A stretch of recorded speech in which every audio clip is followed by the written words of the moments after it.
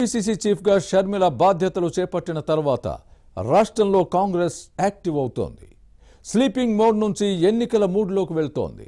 రాష్ట్ర విభజన తర్వాత 2014-2019 ఎన్నికల్లో ఒక్క సీటు గెలుచుకొని కాంగ్రెస్ ఈసారి కొన్ని స్థానాల్లో అయినా విజయం సాధించాలన్న వ్యూహంతో ముందుకు సాగుతోంది. అసలు కాంగ్రెస్ స్ట్రాటజీ ఏంటి? షర్మిల విశాఖకు వచ్చినప్పుడు ఆ పార్టీ నేతలు ఏం చెప్పారు? Was the story?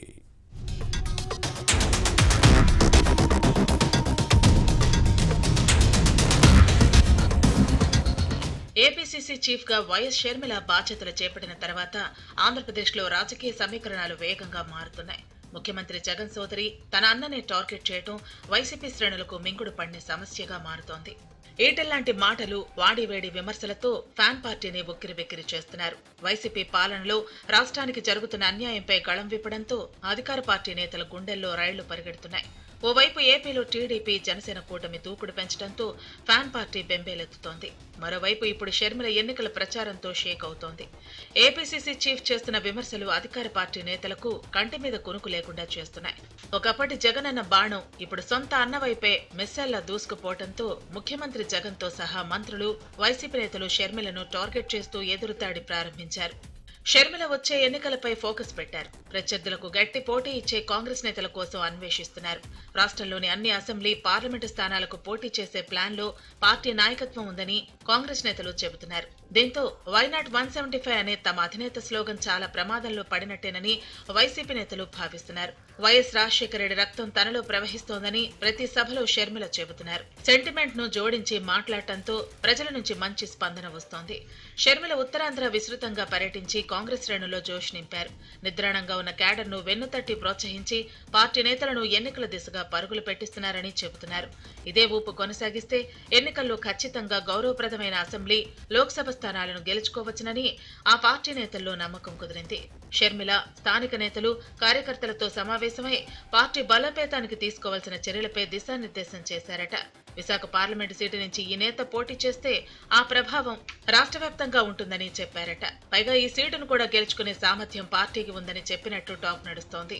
అంతేకాదు కొన్ని అసెంబ్లీ సీట్లతో పాటు పార్లమెంటు స్థానాలను గెలుచుకోవచ్చని సూచించినట్టు సమాచారం. కేంద్రంలో కాంగ్రెస్ అధికారంలోకి వస్తే రాష్ట్రానికి ప్రత్యేక హోదా ఇవ్వడంతో పాటు విభజన హామీలన్నీ అమలవుతాయని క్యాడర్ చెబుతోంది. వైజాగ్ స్టీల్ ప్లాంట్ ప్రైవేటీకరణ కూడా ఆగిపోతుందని భావిస్తున్నారు.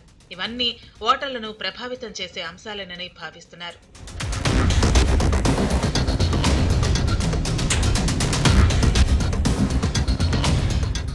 విశాఖ లోక్సభ స్థానంలో పోటీ అంశాన్ని కాంగ్రెస్ క్యాడర్ షర్మిల దృష్టికి తీసుకువెళ్లినప్పుడు సెంటిమెంట్ ను కూడా జోడించారట.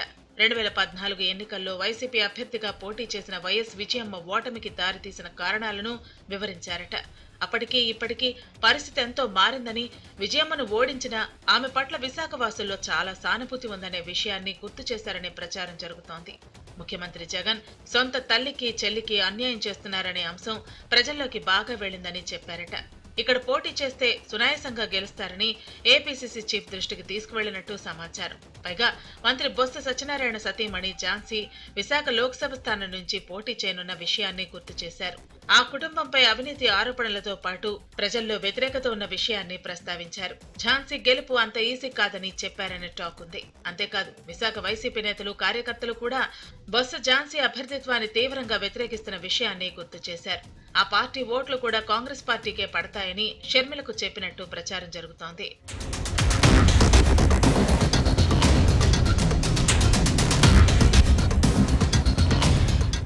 మరోవైపు షర్మిల పోటీ చేస్తే కాంగ్రెస్ అగ్రనేతలు సోనియా, రాహుల్, ప్రియాంకలతో పాటు తెలంగాణ ముఖ్యమంత్రి రేవంత్ రెడ్డితో పాటు కర్ణాటక సీఎం సిద్ధరామయ్య ప్రచారానికి వచ్చే అవకాశం ఉందని చెప్పారనే టాక్ నడుస్తోంది.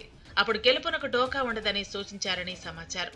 ఎక్కడైతే తల్లి విజయమ్మ ఓడిపోయారో అక్కడి నుంచే గెలిచి తల్లికి గిఫ్ట్ ఇవ్వాలని సూచించినట్టు సమాచారం.